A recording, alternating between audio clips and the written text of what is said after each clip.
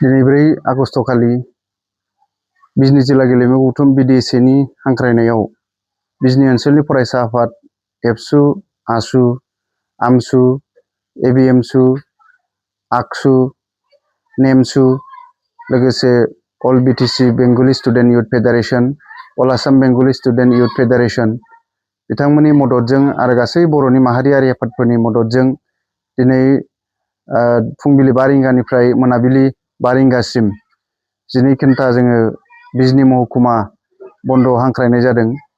दा बेवहाय बिजनी ओनसोलनि गासैबो दखान पहर गारि घराफ्रा बन्द जादों। बिजनी नोगोराव दखानि हन्टा बाजार कमिटिफ्रा गावसोरनो मदद खालामनानै बे बन्दखौ खालामदों। लोगोसे बिजनी ओनसोलनि फानबारियाव दिनै बाजार दङमोन, बलांगुरियाव बाजार दङमोन, बिथांमोनाबो बे बन्दखौ मदद खालामनानै बाजारखौ जाहोआखै। आरो गोबां खना खनला ओनसोलफ्रावबो बे बन्दआ जादों होननानै जोङो खौरां मोनबाय थादों।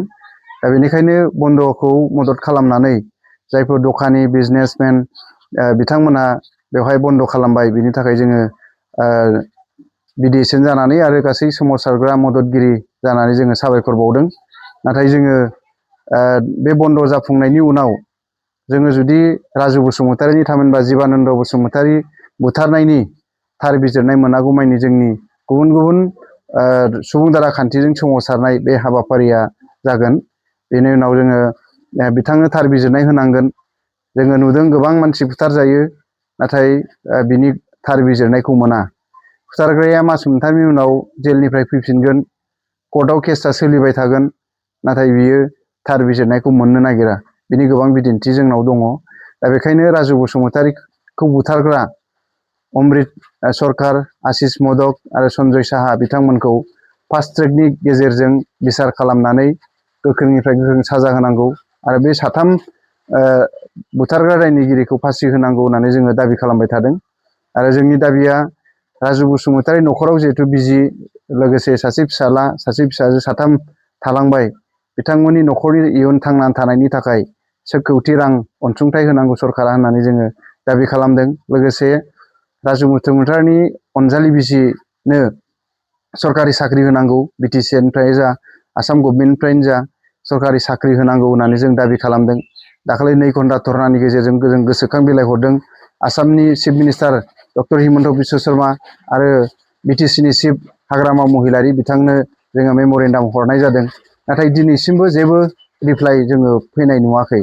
दिनै रायलायनाय बिनि सायाव मिडिया बाइट होनाय जोङो नुवाखै। नाथाय गोबां समाव जोङो नुबाय सोरखौबा बुथारोबा दिनैहाय बुलडुजार लगायो। बुलडुजार लगायनानै दिनै बे बुथारग्रा दायनिगिरि न'खरखौ बुलडुजार लगायनानै होखारहरो। नाथाय दिनैसिम राजु बसुमतारीखौ बुथारग्रा दायनिगिरिनि सायाव मा एक्सन लागोन दिनैसिमबो जेबो बुंनायखौ जोङो नुनो मोनाखै। दा बेखायनो जोङो दुखु मोनदों। आरो इयुनाव जोङो जुदि गोख्रों जुदि राहा लायाबा आसाम सरकार, BTR सरकारा जोङो गुबुन गुबुन सुबुं दारा खान्थिजों सोमावसारनाय हाबाफारिफोरखौ लांगोन। आरो जोङो दुखुनांथाव जों बुंनांगोन, दिनैहाय बन्द होदों।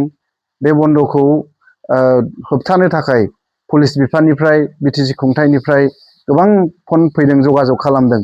दिनैहाय बन्दखौ होबथानो थाखायसो, बन्दखौ बोखारनो थाखायसो फन खालामदों, जोंखौ कल खालामदों, जोंनो प्रेसार होदों।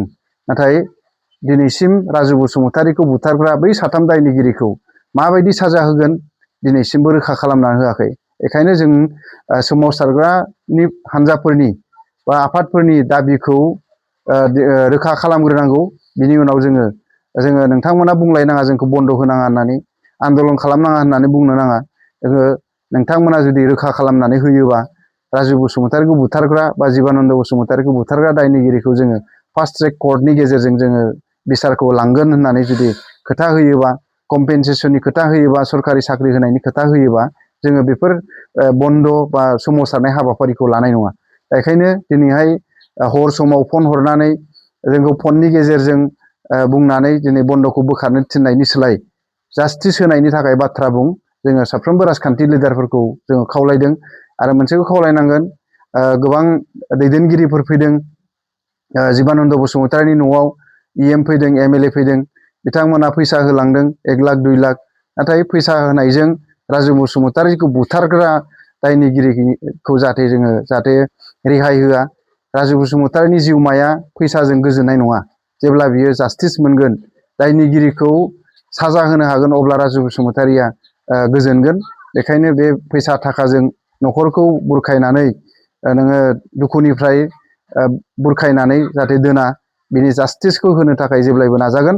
आरो जोङो खावलायदों नैबे सानसे साननैनि गेजेराव आसाम सरकार नङाबा बिटिसि सरकारनिफ्राय खोथा होगोन जे राजु बसुमतारिखौ बुथारग्रा दायनिगिरिखौ साजा होनो थाखाय जों सरकारा दायथ' लागोन होननानै जुदि बुङोबा जोङो नोंथांमोनखौ साबायखर बावगोन।